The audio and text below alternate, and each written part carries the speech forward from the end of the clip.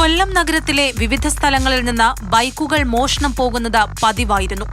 ഈ സംഭവങ്ങളിൽ അന്വേഷണം നടത്തുന്നതിനിടെ SNDP ആസ്ഥാനത്തിന് സമീപത്തു നിന്നും പുതിയകാവ് ക്ഷേത്രത്തിനടുത്തു നിന്നും ബൈക്ക് മോഷ്ടിക്കുന്ന ദൃശ്യങ്ങൾ പോലീസിന് ലഭിച്ചു. ഇതാണ് വഴിത്തിരിവായത്. കഴിഞ്ഞ ദിവസങ്ങൾ തമിഴ്നാട്ടിലും ചെറിയൊരു അന്വേഷണം നടത്തി. അപ്പോൾ ആ അന്വേഷണത്തിൽ നമുക്ക് മനസ്സിലാക്കാൻ കഴിഞ്ഞത് എല്ലാ സ്ഥലത്തു നിന്നുമുള്ള ധാരാളം വാഹനങ്ങൾ പൊളിച്ചിട്ടിരിക്കുന്നു. ചിലപ്പോൾ അത് വാങ്ങി പൊളിക്കാനുള്ള അനുമതി വാങ്ങിയത് കുറച്ച് കാണും. മോഷണമായി എത്തുന്ന വാഹനമാണ്. മോഷ്ടാവിനൊരു ചെറിയ തുക കൊടുക്കും. ചെറിയ തുകയ്ക്ക് വാഹനം മോഷ്ടിക്കാനായിട്ട് അവർക്ക് പ്രേരണയാകുന്നത് ഈ വിൽപ്പനക്കാരാണ്. വിവിധ ജില്ലകളിൽ നിന്ന് മോഷ്ടിക്കുന്ന ബൈക്കുകൾ ആര്യങ്കാവ് അതിർത്തി വഴി തമിഴ്നാട്ടിലെ തെങ്കാശിയിലേക്ക് കടത്തും. അവിടുത്തെ യാർഡിൽ വെച്ച് ബൈക്കുകൾ പൊളിക്കും. അവ പിന്നീട് സ്പെയർ പാർട്സുകളാക്കി വിൽക്കുന്നതായിരുന്നു സംഘത്തിന്റെ രീതി. 20 ബൈക്കുകളും 6 എഞ്ചിനുകളും തെങ്കാശിയിലെ യാർഡിൽ നിന്നും പോലീസ് കണ്ടെടുത്തു.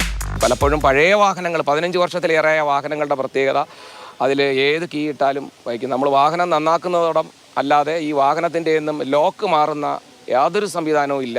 ഹീറോ ഹോണ്ട സ്പ്ലെൻഡർ ഇനത്തിൽപ്പെട്ട വാഹനങ്ങളാണ് വ്യാപകമായിട്ട് മോഷണം പോയിട്ടുള്ളത്. അതിന് ധാരാളം വാഹനങ്ങൾ എല്ലാവരുടെയും കൈവശം ഉള്ളതുകൊണ്ട് ഈ വാഹനങ്ങളുടെ സ്പെയർ പാർട്സുകൾക്ക് മാർക്കറ്റ് ഉള്ളത് കൊണ്ടായിരിക്കാം ഒരുപക്ഷെ ഇവർ ഓടിക്കാനല്ല ഇത് കൊണ്ടുപോകുന്നത്, സ്പെയർ പാർട്സുകൾ കച്ചവടം നടത്താനാണെന്ന് വിശ്വസിക്കുന്നു. പിടിയിലായവരിൽ കൂടുതൽ പേരും ആക്രി കച്ചവടം നടത്തുന്നവരാണ്. കേസിലെ മുഖ്യപ്രതിയെ പോലീസ് ആദ്യം പിടികൂടി. ഇയാളെ ചോദ്യം ചെയ്തപ്പോഴാണ് റാക്കറ്റിന്റെ വ്യാപ്തി മനസ്സിലായത്. വിവിധ സ്ഥലങ്ങളിൽ നിന്ന് ബാക്കി പ്രതികളെയും പോലീസ് പിടികൂടി. പ്രതികളിൽ ഒരാൾ തമിഴ്നാട് സ്വദേശിയാണ്.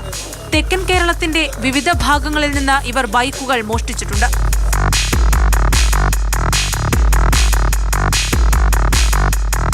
പ്രതികളെ വിശദമായി ചോദ്യം ചെയ്താലേ മോഷ്ടിച്ച ബൈക്കുകളുടെ കൃത്യമായ എണ്ണം ലഭിക്കൂവെന്ന് പോലീസ് പറഞ്ഞു.